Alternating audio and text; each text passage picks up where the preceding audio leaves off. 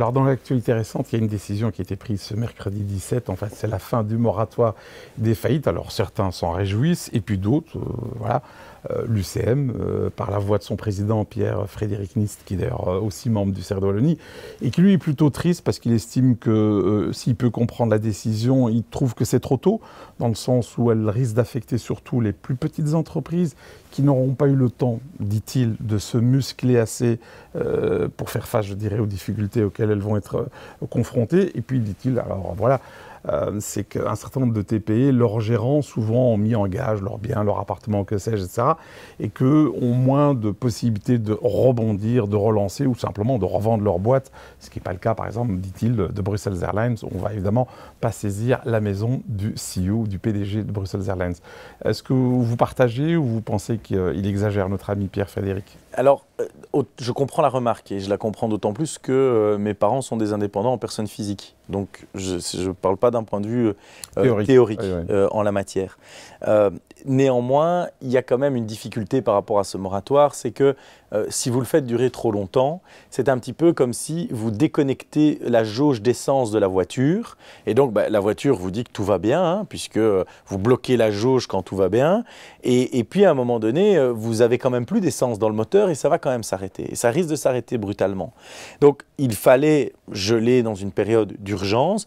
Aujourd'hui, au moment où on parle, si même des procédures devaient être mises en œuvre, il y a encore tout le mécanisme des PRJ qui permettent justement d'avoir un redémarrage et les tribunaux de l'industrie, les tribunaux de l'entreprise plutôt, comme on les appelle maintenant, les magistrats sont bien au courant et donc voient bien les entreprises qui ont des grosses difficultés qui sont uniquement conjoncturelles ou s'il y a une difficulté structurelle. Et c'est selon ça qu'ils peuvent décider. Il y a d'ailleurs des discussions aujourd'hui pour peut-être donner quelques outils supplémentaires aux magistrats dans le cadre de ces PRJ pour effectivement aménager les choses. Mais maintenir trop longtemps un mécanisme de gel des faillites n'est pas quelque chose qui est de nature à rendre service à l'économie, parce que pendant ce temps-là, il y a aussi, et ça on ne le dit pas, mais il y a aussi des créances qui s'additionnent.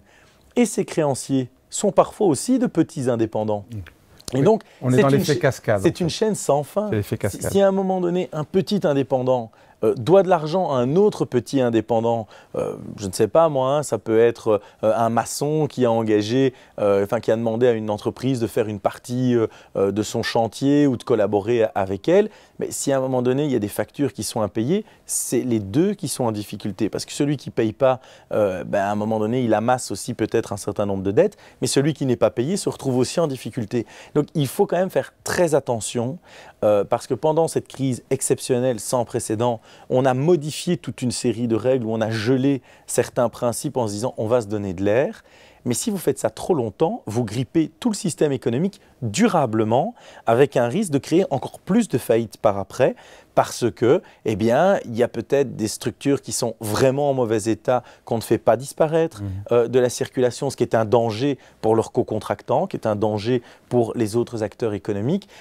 Et même chose, quand on donne le signal à quelqu'un de lui dire « tu ne dois pas payer tes impôts », tu ne dois pas payer ta TVA, tu ne risques pas de tomber en faillite, ça risque à un moment donné de faire tomber certains entrepreneurs dans des situations difficiles à maîtriser. On le sait que par exemple, que lorsque l'on offre parfois les 2 ou 3 premières années sans cotisation sociale, sans fiscalité, beaucoup d'entrepreneurs viennent vers nous et disent « Waouh, la 3e ou la 4e année, c'est quand même brutal quand vous passez de 0 à tout ».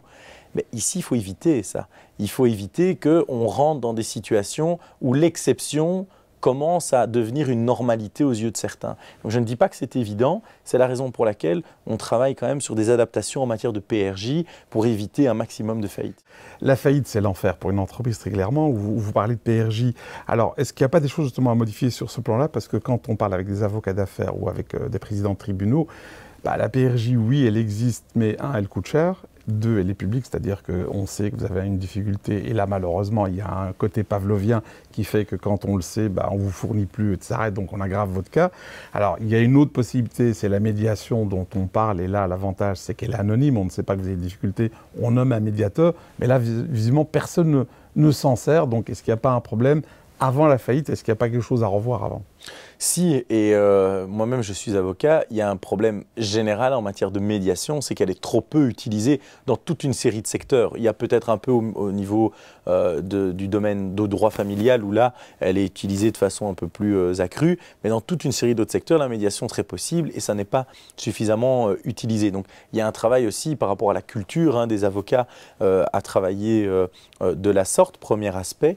Deuxième aspect, oui, effectivement, je suis d'accord et ce n'est pas pour rien que je vous en ai parlé juste avant, il y a des éléments à revoir au niveau de la PRJ pour peut-être avoir une médiation qui soit automatique en début de procédure pour voir déjà ce qui est faisable. Aujourd'hui, ça n'est pas le cas. Aujourd'hui, vous avez le choix. Vous pouvez opter, vous allez en médiation et puis vous pouvez peut-être aller en PRJ. On pourrait envisager, si ça n'alourdit pas les choses, que la médiation soit automatique ou alors qu'on doive se justifier de pourquoi on veut la bypasser. Donc, il y a toute une série de procédures à revoir, à alléger, parce qu'on a un double problème en Belgique.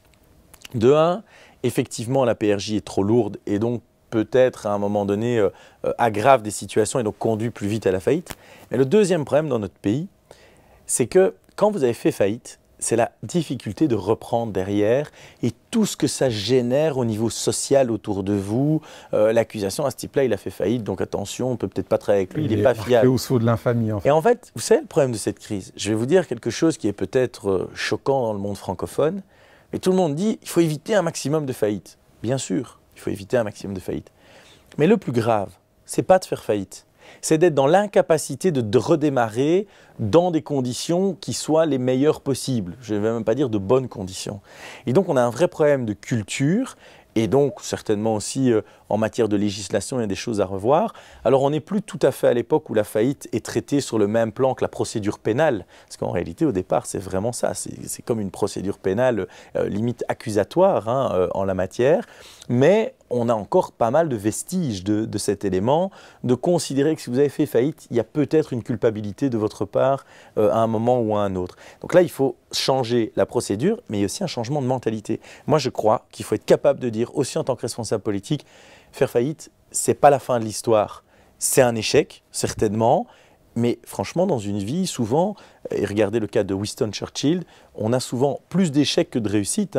Churchill, tout au long de son existence, je crois qu'il n'a eu que des échecs. Il a eu une réussite, c'est la plus importante, donc tout le monde l'a retenue.